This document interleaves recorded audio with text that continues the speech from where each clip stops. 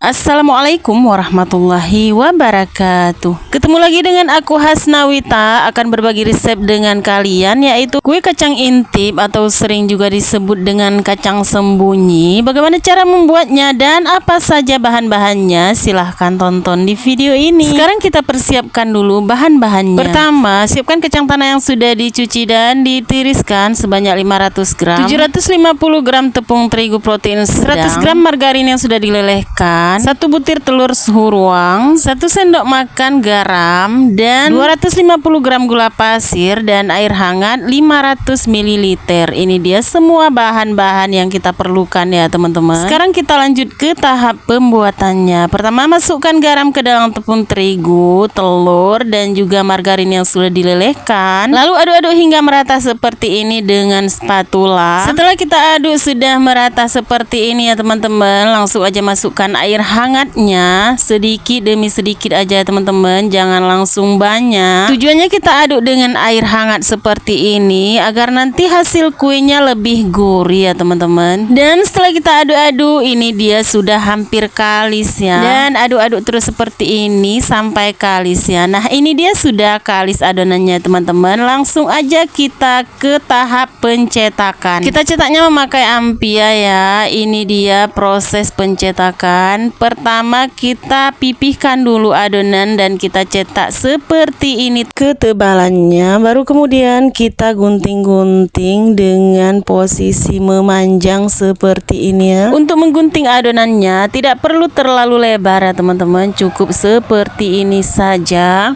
Karena nanti setelah kita gunting-gunting seperti ini masih ada proses penipisan lagi ya teman-teman. Kita tipiskan lagi memakai ampia. Nah, sebesar ini saja lebarnya ya teman-teman. Lalu kita tipiskan. Ini terlebih dahulu ampianya tadi sudah di setel ke setelan yang paling tipis ya teman-teman. Baru kemudian kita tipiskan seperti ini. Nah, ini dia sudah selesai kita tipiskan. Dan setelah ini kita gunting-gunting. Untuk lebarnya cukup seperti ini saja teman-teman. Gak usah terlalu lebar, cukup untuk muat 1 biji kacang saja. Dan lalu kita gulungkan kacang di dalamnya seperti ini ya teman-teman. Nah, di proses ini kita perlu tekan-tekan sedikit ya pakai jari agar nanti kacangnya nggak mudah lepas. Kemarin itu ada yang nanya, Bun, apa kacangnya disangrai dulu atau enggak? Ini enggak disangrai sama sekali ya teman-teman. Ini langsung aja kita cuci dan tiriskan. Baru kemudian kita isikan ke adonan yang sudah ditipiskan seperti ini. Nah, ini dia sudah selesai kita isi semua ya teman-teman. Ini dia hasilnya setelah kita isi tadi kacang ke dalam adonan yang sudah ditipiskan. Dan kita sekarang ke tahap penggorengan. Untuk menggorengnya, panaskan terlebih dahulu minyak goreng dan kita masukkan sekitar 50 gram gula pasir atau setara dengan 5 sendok makan ya teman-teman. Aku pakainya takaran sendok centong seperti ini ya teman-teman. Aku pakainya 2 sendok. Aduk-aduk hingga gulanya ini meleleh ya teman-teman. Ini harus benar-benar meleleh gulanya teman-teman, gak boleh bergerindil sama sekali. Nah, ini dia sudah meleleh gulanya. Baru kemudian kita masukkan adonan yang tadi sudah kita cetak sebanyak sekitar 500 gram atau boleh memakai takaran. Aku pakai takaran seperti yang ada di video. Bisa kalian lihat sendiri takarannya ya teman-teman, atau kera-kera saja. Dan ini kita aduk-aduk seperti ini agar gulanya bisa tercampur merata dengan adonan yang sudah kita cetak tadi. Dan kita aduk-aduk terus sampai kekuningan ya teman-teman.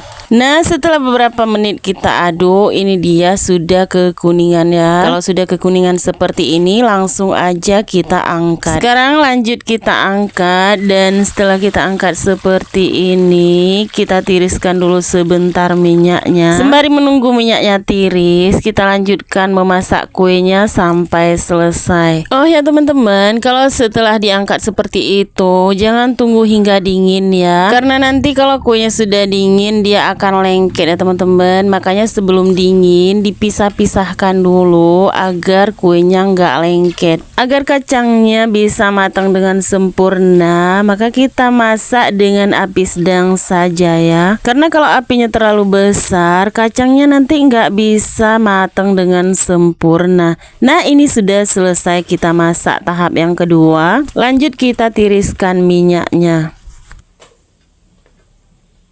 Nah, ini sudah selesai semua kita masak kuenya teman-teman. Ini aku pisah-pisah ya yang di pinggir-pinggir itu agar nggak lengket. Karena ini kuenya masih hangat ya teman-teman. Kalian bisa coba resep ini sangat ekonomis, pas di kantong dan juga sangat gurih dan enak. Hasilnya sangat memuaskan, dijamin teman-teman semua bakalan ketagihan dengan rasanya. Dan tentunya kue ini sangat cocok untuk isi toples lebaran ataupun untuk cemilan hari-hari. Selamat mencoba. Wassalamualaikum warahmatullahi wabarakatuh.